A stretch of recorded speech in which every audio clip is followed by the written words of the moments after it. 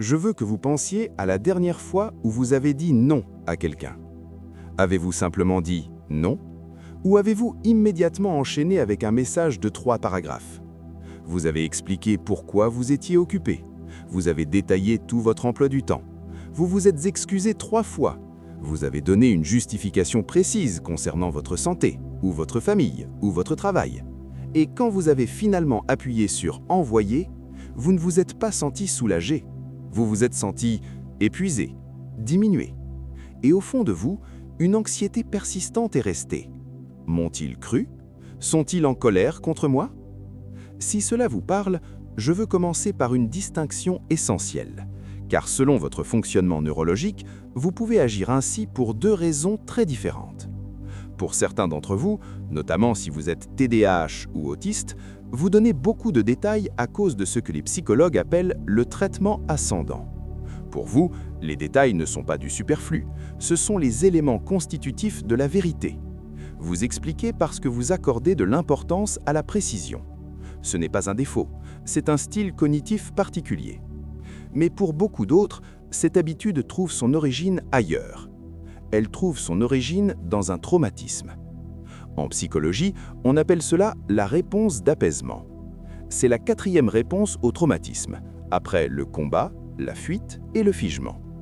C'est un mécanisme de défense développé par les personnes qui ont appris très tôt que, pour être en sécurité, elles devaient être agréables.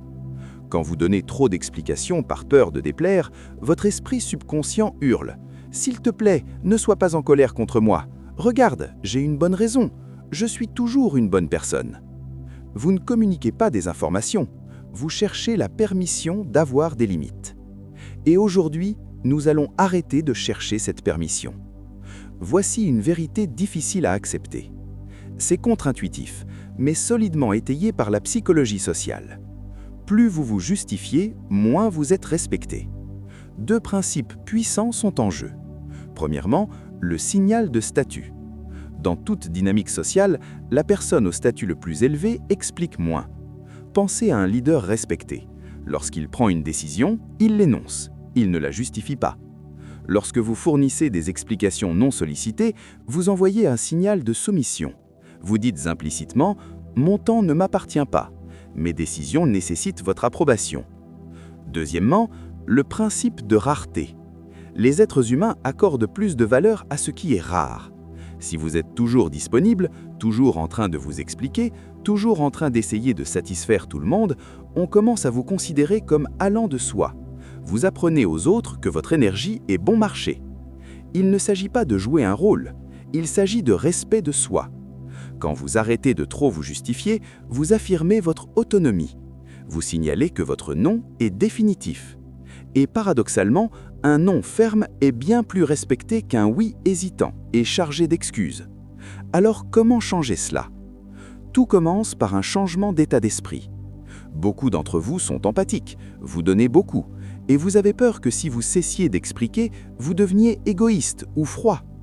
Il est essentiel de distinguer 2 choses, le partage enthousiaste de détails et l'explication défensive.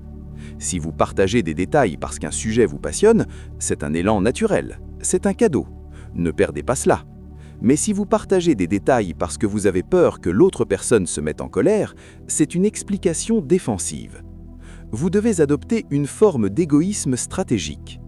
Pensez à la règle du masque à oxygène dans un avion. Vous devez mettre votre propre masque avant d'aider les autres. Pourquoi? Parce que si vous vous évanouissez, vous ne pouvez aider personne. Votre énergie est votre oxygène. Le respect de soi, c'est la réputation que vous avez auprès de vous-même. Chaque fois que vous trahissez une promesse faite à vous-même, une promesse de vous reposer, de prendre du temps seul, simplement pour plaire à quelqu'un d'autre, vous enseignez à votre cerveau « je ne compte pas ». Protéger votre énergie n'est pas rejeter les autres, c'est un acte de préservation. Vous ne pouvez pas donner à partir d'une tasse vide. Passons maintenant à la pratique.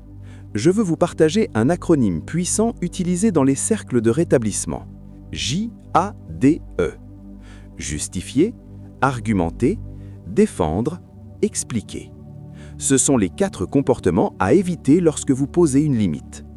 Quand vous dites non et que vous commencez immédiatement à vous justifier, vous ouvrez une porte. Vous invitez l'autre personne à débattre de vos raisons. Si vous dites « Je ne peux pas venir vendredi parce que je dois nettoyer ma maison », une personne insistante répondra « Fais-le demain ». Vous lui avez donné une prise. À la place, pratiquez le pouvoir du point. Je ne peux pas venir vendredi. Point. Non, merci. Sans JADE. Juste une limite claire. Il y aura un silence inconfortable. Votre anxiété voudra le combler avec une excuse. Ne le faites pas. Restez dans ce silence. C'est dans cet espace que votre respect de soi grandit. Quand vous commencez à respecter votre énergie, vous devenez un filtre. Vous éloignez ceux qui cherchent à vous utiliser et vous attirez ceux qui vous respectent. Votre existence est légitime. Votre nom suffit. Vous n'avez pas à justifier votre place dans ce monde. Protégez votre énergie. C'est une des choses les plus précieuses que vous possédez.